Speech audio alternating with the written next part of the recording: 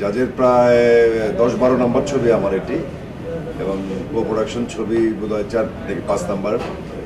এই ছবিতে অভিনয় করতে গিয়ে আমার একটা জিনিস ভালো লাগছে, সেটা হলো যে বিশেষ করে কোয়ার্ডিনেটর হিসাবে জিতকে খুব ভালো লেগেছে, মানুষ হিসাবে খুবই ভালো। একজন সহশিল্পীর সঙ্গে যে ধরনের বিহেভ করা দরকার, যে ধরনের ভালো ব্যবহার করা দরকার, আমি তার কাছে পেয়েছি।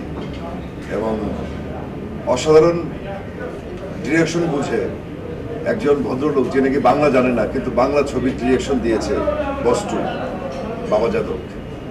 আমার কাছে অবাক লাগছে যে সে কিন্তু বাংলা সব বুঝে কিন্তু বাংলা বলতে পারে না। সে যে জিনিসটা চায় হিন্দিতে সে অভিনয় করে দেখিয়েছে, আমি সেটা বাংলায় অভিনয় করেছি। এবং আমার কিছু সুন্দর দৃশ্য আমরা চিত্রায়িত করেছি ব্যাংককে। আমার কিলিং, যে আমাকে যে মেরে ফেলে, যে চেজিংটা করে, অসাধারণ চেজিং। এবং জিৎ এবং কলকাতার অনেকেই বলেছে যে কলকাতার কোনো ছবিতে এই ধরনের শট আগে হয়নি, যেটা নাকি এই বস্তুতে হয়েছে। তো এই ছবিতে আমার চরিত্রের নাম হচ্ছে প্রিন্স শাহনওয়াজ। আমার ক্যারেক্টারটা হচ্ছে বাংলাদেশের একজন ব্যবসায়ী, বিজনেসম্যান। এবং কলকাতার 2 জন এবং বাংলাদেশের একজন, 3 জন ব্যাটম্যান। এই জিতের একটা সূর্য থাকে, তার নাম থাকে সূর্য। জিতের একটা ফাউন্ডেশনের 35 কোটি টাকা আমরা আত্মসাৎ করি, এটা নিয়ে গল্প।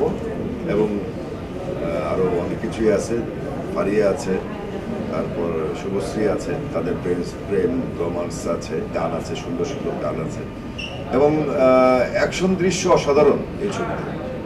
কারণ গতকালকে আমি জাজে ডাবিং করতে গেলাম, সেখানে আমি কয়েকটি রিল দেখেছি বস্তু।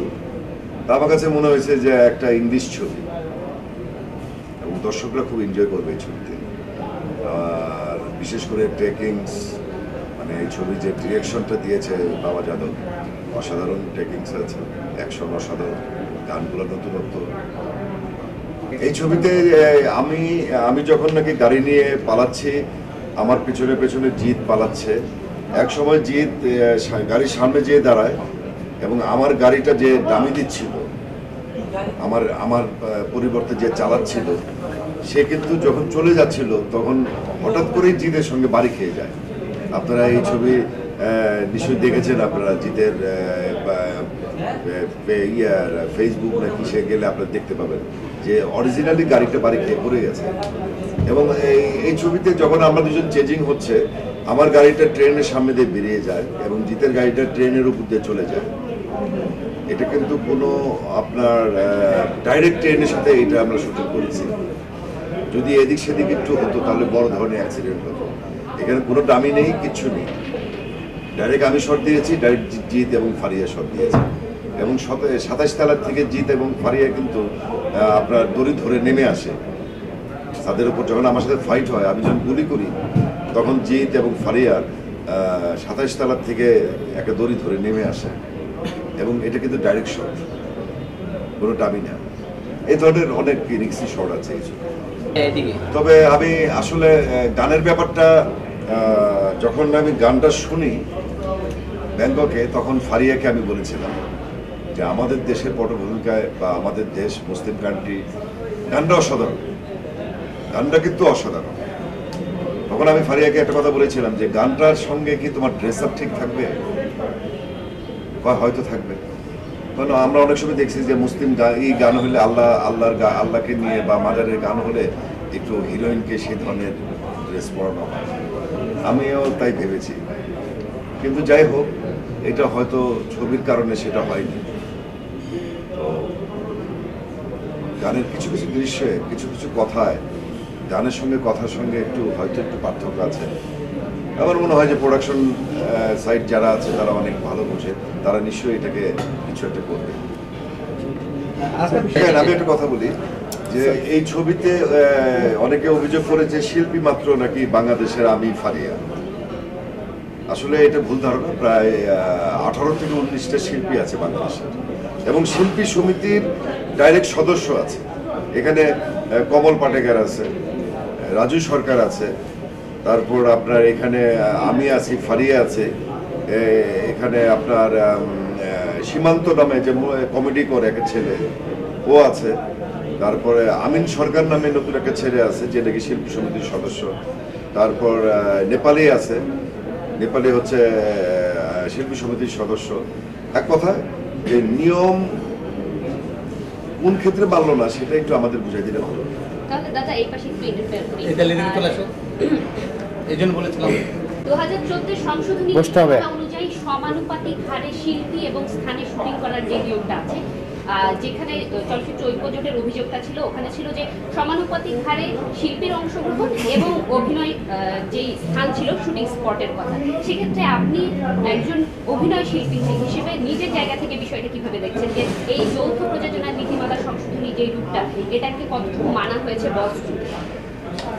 শিল্পীর ক্ষেত্রে আমি মনে করব যে বাংলাদেশে মনে করেন কলকাতার হিরো, বাংলাদেশের একটা হিরোইন, কলকাতার একটা হিরোইন, নেগেটিভ রোলে বাংলাদেশের থেকে আমি আছি, ওই দেশে আরো দুজন আছে, এই দেশে আমার ওয়াইফের ক্যারেক্টার যে করেছে সে বাংলাদেশের, ঠিক আছে, এই দেশের আপনার কিছু আমার যে কিছু সাঙ্গপাঙ্গ থাকে এরা বাংলাদেশের, ওই দেশেরও আছে।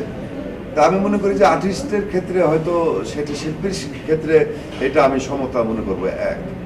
কিছু কিছু ক্ষেত্রে যে আমরা শুনেছি যে কিছু কিছু নীতিমালা নাকি নতুন করে তৈরি হয়েছে যে দুই দেশের ডিরেক্টর প্রডিউসাররা মিলে ডিসিশন নেবে কোনটা ভালো হবে, ঠিক আছে।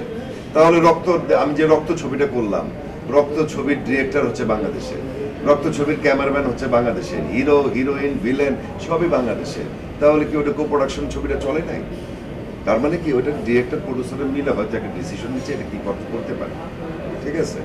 তো আপনার মনে করেন যে অঙ্গার ছবিটা ডিরেক্টর বাংলাদেশে, পুরো ছবিটা বাংলাদেশে শুটিং হয়েছে, তো সেক্ষেত্রে আমরা কি বলবো? আসল কথা হলো যে ডিরেক্টর প্রডিউসার নতুন একটা যেটা নীতিমালা হয়েছে যে অবশ্যই শিল্পী কলাকুশলী 50-50 কাছাকাছি থাকবে, এবং তারপরেও ডিরেক্টর প্রডিউসাররা মিলে ডিসিশন নেবে কোনটা করলে ভালো হবে। কারণ কোনো কোনো ছবিতে দেখা গেছে বাংলাদেশের প্রাধান্য বেশি, কোনো কোনো ছবিতে দেখা গেছে ইন্ডিয়ান প্রাধান্য বেশি। তা আমি মনে করি যে আসলে সমতা নিয়েই কাজ করা উচিত, কারণ 2003-এ 2006 আমি কো প্রোডাকশন করেছি শালম কিরণ সাহেবের ছোটকু আহমেদের, সেখানে তো আমি দেখেছি যে এই ধরনের তখন কোনো আলোচনা নেই। আর আপনি আরেকটা জিনিস বলি যে নবনির্বাচিত কিছু কর্মকর্তা তারা অভিযোগ করেছে, তারা তো ইলেকশনের আগে এটাও বলেছে যে কো প্রোডাকশনের টোটালি তারা বিরোধী, এবং তারা পাশ করার পরে তাদের প্রেসিডেন্ট মিশা সওদাগর অলরেডি চালবাজার নামে একটি কো প্রোডাকশন ছবি সাইন করেছে। তখন ওটা ছিল তাদের ইলেকশনের প্রচারণা। একটা কথা আছে না যে আঙ্গুল ফল টক, আমি যখন ধরতে না পারি তখন টক হয়ে যায়।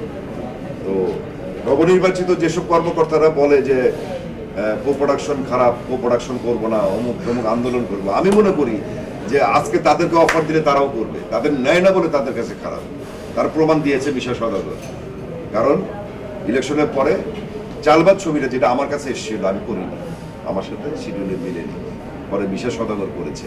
তার মানে এটাই বোঝা গেল যে তাদের কাছে গেলে সেটা জায়দের কাছে যাক আর মিশার কাছে যাক, কো প্রোডাকশনে অফার গেলেই করবে, কেন যাচ্ছে না এই জন্যই তাদের ক্ষোভ।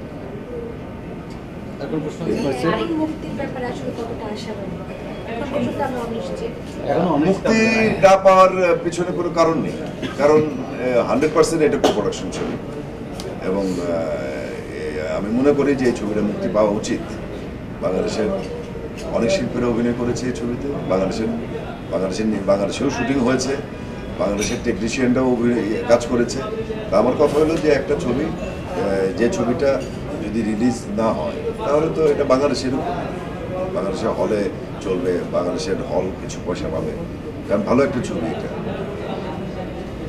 হারিয়া এবং জিৎ রসায়নটা নিয়ে একটু যদি আমাদের বলতেন, এটা নিয়ে অনেক রকম চলগুলা হচ্ছে আমরা আমাদের সোশ্যাল মিডিয়ার প্রতি, সেটা নিয়ে যদি জিজ্ঞাসা করতে, হারিয়া এবং জিতের যে এই ব্যাপারে আমি কিছু বলতে পারবো, আসলে এই ব্যাপারে আমি আমার জানা নেই। মানে বলা হচ্ছে যে হারিয়া এবং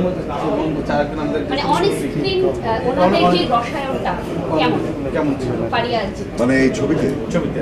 ও আচ্ছা আচ্ছা, মানে ভালো, এই মানে আমি যে কটা রিল দেখেছি বা জিৎ ফারিয়া সহ আমি যে কয়টা কাজ করেছি তাতে ফারিয়া এবং জিদের সঙ্গে অ্যাক্টিংয়ে খুব আন্ডারস্ট্যান্ডিংটা ভালো।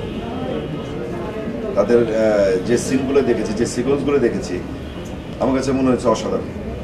ফারিয়া খুব ভালো অভিনয় করেছে, জিদের তো তুলনায় হয়। সোশ্যাল মিডিয়ায় একটা কথা চলে আসছে যে কি আল্লাহ মেহরবান গানকে সমস্ত পরিবর্তন করা, যদি পরিবর্তন করা হয় তাহলে এই জিনিসটা কতটা যুক্তিযুক্ত হবে বা এটাকে আপনি কিভাবে দেখছেন? এখন হয়তো বা গানের কথা একটু লিরিক্স চেঞ্জ করতে হবে, এখন সময় তো খুব কম। তা আল্লাহ মেহেরবান নিয়ে যে গানটা করা হয়েছে অসাধারণ গান, তো সেখানে হয়তো বা লিরিক্স কিছু জায়গায় চেঞ্জ হয়ে যেতে পারে। আচ্ছা, আমার একটা লাস্ট হলো যে ইদানিং আপনি বেশ সফল এই ঈদে সম্ভবত যদি বস 2 রিলিজ হয়, আমার বস 2 রিলিজ হবে, নবাব ছবি রিলিজ হবে, তারপর রংবাজ রিলিজ হবে, রাজনীতি রিলিজ হবে।